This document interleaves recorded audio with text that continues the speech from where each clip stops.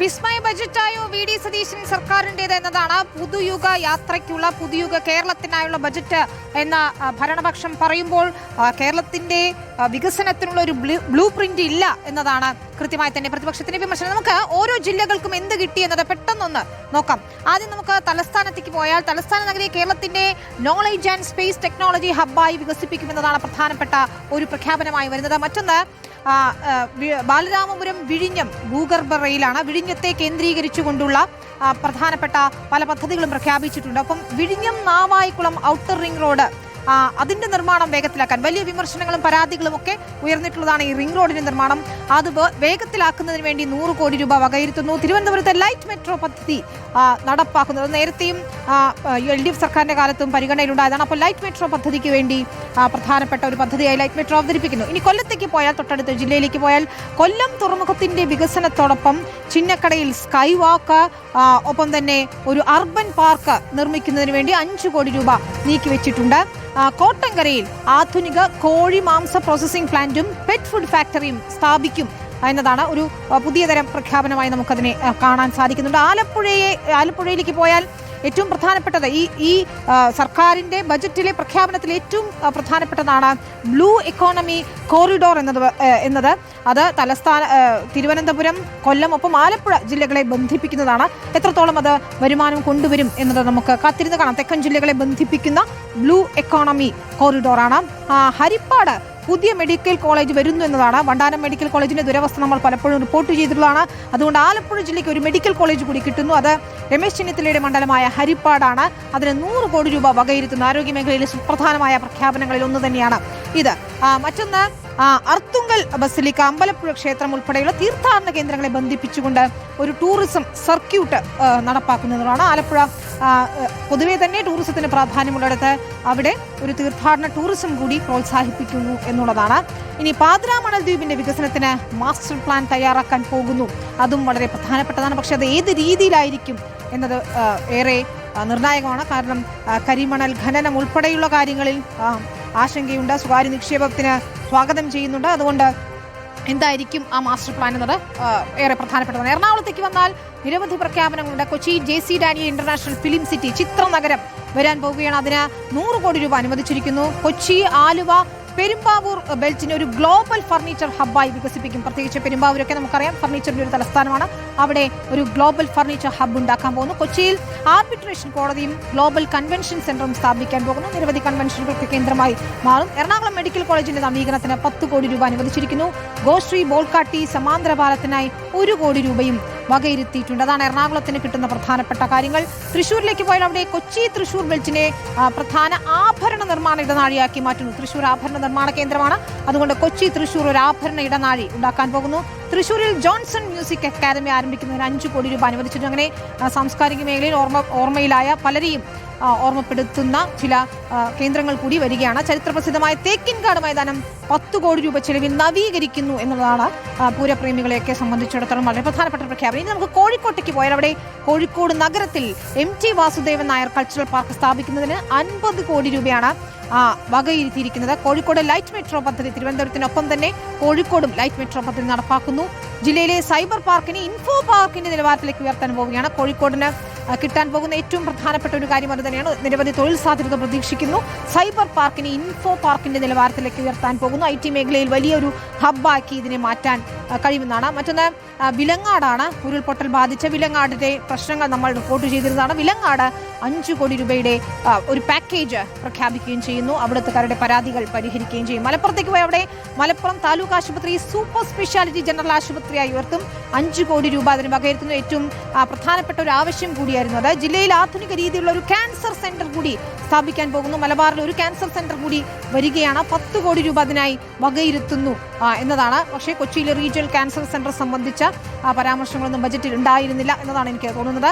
പൊന്നാനിയിൽ Malabar cultural biennale സംഘടിപ്പിക്കാൻ പോകുന്നു. അത്തരത്തിലുള്ള സാംസ്കാരിക പ്രവർത്തനങ്ങൾക്കും തുക വകയിരുത്തുന്നു. പൊന്നാനി അത്തരത്തിലൊരു കൾച്ചറൽ കേന്ദ്രം കൂടിയാണ്.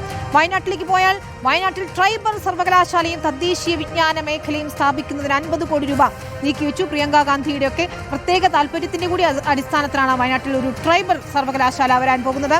ടൂറിസം മേഖലയിൽ ബ്രാൻഡ് വയനാട് എന്ന ആശയം നടപ്പാക്കും. ഉരുൾപൊട്ടലിന് ശേഷം അവിടേക്ക് ടൂറിസ്റ്റുകളുടെ വരവ് കുറഞ്ഞിരുന്നു. അതുകൊണ്ട് തന്നെ ടൂറിസം മേഖലയിൽ ഒരു ബ്രാൻഡ് വയനാട് നടപ്പാക്കാൻ പോകുന്നു. സുൽത്താൻ ബത്തേരിയിൽ government arts and science college ആരംഭിക്കാനും പോകുന്നുണ്ട്. അതാണ് വയനാട് നൽകിയത്. ഇനി കാസർഗോട്ടേക്ക് പോയാൽ അങ്ങേയറ്റത്ത് മഞ്ചേശ്വരത്ത് മിനി സിവിൽ സ്റ്റേഷനും ജില്ലയിലെ മെഡിക്കൽ കോളേജ് വികസനവുമാണ് പ്രധാനമായും മുന്നോട്ട് വെക്കുന്നത്. ഇടുക്കിയിലേക്ക് പോയാൽ അവിടെ ആരോഗ്യ മേഖലയിൽ തന്നെയാണ് ഒരുപാട് പരാതികളുള്ളത്. അവിടെ മെഡിക്കൽ കോളേജിന്റെ സൗകര്യങ്ങൾ വർദ്ധിപ്പിക്കാൻ പോകുന്നു. ഒപ്പം മൂന്നാറിൽ ഗ്രീൻ മാർഷൽസ് പദ്ധതി നടപ്പാക്കാനും പോകുന്നു. പാലക്കാട്ടേക്ക് പോയാൽ അവിടെ ഒറ്റപ്പാലത്ത് കോടതി സമുച്ചയത്തിന്, അത് പഴയൊരു കോടതി സമുച്ചയമാണ്, അവിടെ തുക വകയിരുത്തിയിട്ടുണ്ട്. തൃത്താലയിൽ ഒരു പ്രധാനപ്പെട്ട വിദ്യാർത്ഥികളെയും ഒക്കെ സംബന്ധിച്ച് വരുന്ന ഒരു പ്രധാനപ്പെട്ട കാര്യം കെആർ നാരായണൻ സിവിൽ സർവീസ് അക്കാദമിയാണ്. ഇനി നമുക്ക് വീണ്ടും തെക്കൻ ജില്ലകളിലേക്ക് പോയാൽ പത്തനംതിട്ടയിലേക്ക് പോയാൽ അവിടെ ഒരു പുതിയ ജയിൽ നിർമ്മിക്കാൻ പോകുന്നുണ്ട്. ആറന്മുളയിൽ ഈ പറഞ്ഞതുപോലെ ആറന്മുള കണ്ണാടിയുടെ കാര്യത്തിലായാലും ആറന്മുള പള്ളിയോടങ്ങൾക്കുള്ള ഗ്രാൻഡിന്റെ കാര്യത്തിലായാലും ഒക്കെ ഒരു വർധന വരുത്തിയിട്ടുണ്ട്. 10,000 രൂപ എന്നത് 15,000 രൂപയിലേക്ക് മാറ്റിയിട്ടുണ്ട്. ഇനി കോട്ടയത്തേക്ക് പോയാൽ അവിടെ എന്നും ഒരു ശാപമായി നിന്നിരുന്നതാണ് സ്കൈവാക്ക് പുനരുജ്ജീവിപ്പിക്കുന്നു. സ്കൈവാക്കിന്റെ പ്രവൃത്തികൾ പുനരാരംഭിക്കാൻ പോവുകയാണ്. സ്പീക്കറുടെ മണ്ഡലം കൂടിയാണ്, അത് നമ്മൾ ഓർക്കണം. കണ്ണൂരേക്ക് പോയാൽ വീണ്ടും മലബാറിലേക്ക് പോയാൽ അവിടെ അഴീക്കൽ തുറമുഖത്തിന്റെ വികസനം, തുറമുഖങ്ങളെല്ലാം വികസിപ്പിക്കുമ്പോൾ അവിടെ അഴീക്കലിനും പ്രാധാന്യം നൽകുന്നു. തളിപ്പറമ്പിൽ ജയിലും നിർമ്മിക്കാൻ പോകുന്നു. ഇതാണ് വേറെയും പദ്ധതികളുണ്ട്. നമുക്ക് ഒറ്റ നോട്ടത്തിൽ പ്രധാനപ്പെട്ട പദ്ധതികളായി വി.ഡി. സതീശൻ നൽകിയ ഒരു മുഖവുരയിൽ നൽകിയതാണ്. ടി.വി. പ്രസാദ് ചേരുകയാണ്. ടി.വി. പ്രസാദ്, ജില്ലകൾക്കെല്ലാം ഇങ്ങനെ വാരിക്കോരി നൽകുക എന്ന് ചോദിച്ചാൽ പൂർണ്ണമായും ആവശ്യങ്ങളൊന്നും സഫലീകരിക്കുന്ന രീതിയിലുള്ള ഒരു പ്രഖ്യാപനം എന്ന് നമുക്ക് പറയാൻ കഴിയില്ല. എങ്കിൽ പോലും എല്ലാ മേഖലയും അല്ലെങ്കിൽ എല്ലാ ജില്ലയും തൊട്ട് പല കാര്യങ്ങളും ചെയ്തിരിക്കുന്നു എന്ന് പറയേണ്ടി വരുമല്ലേ?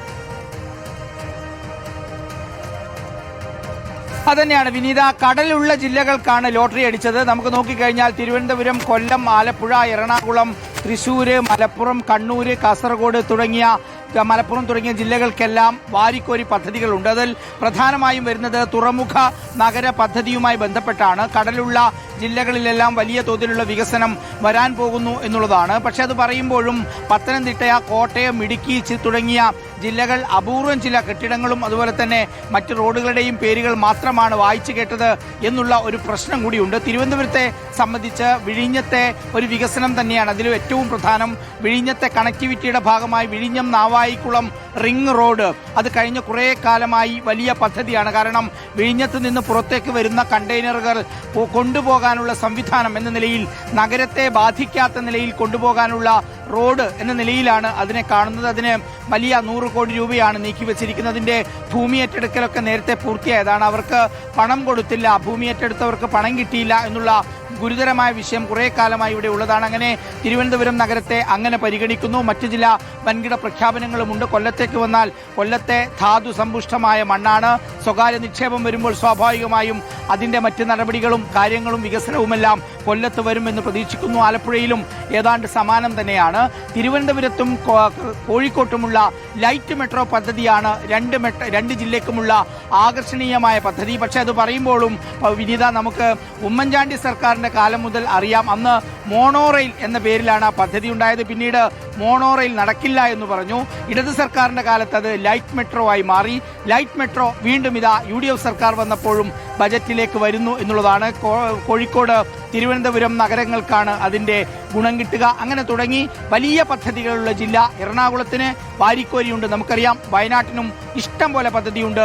പക്ഷെ ചില മലയോര മേഖലകളിലുള്ള ജില്ലകളെ കാര്യമായ പദ്ധതി ഇല്ലാതെ മാറ്റി നിർത്തി എന്നുള്ളത് തന്നെയാണ് ബജറ്റ് പരിശോധിക്കുമ്പോൾ മനസ്സിലാകുന്നത്. വിനീത, ശരി, എല്ലാ ജില്ലകൾക്കും നൽകിയിട്ടുണ്ട്.